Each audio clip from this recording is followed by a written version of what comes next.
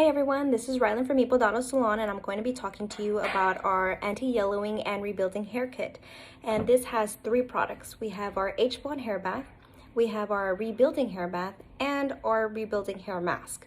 So with the Hblonde Hair Bath, you can use that once or twice a week, or when you're feeling like the hair is getting a little brassy and you're seeing about orange or yellow tones that you shouldn't be seeing at home. This helps to maintain and keep the hair fresh and the vibrancy at home. It also helps strengthen and revitalize the hair.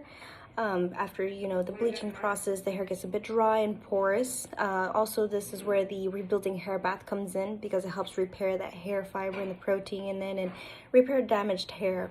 That also goes along with our hair mask, which is a conditioner. You use your rebuilding hair bath and your rebuilding hair mask.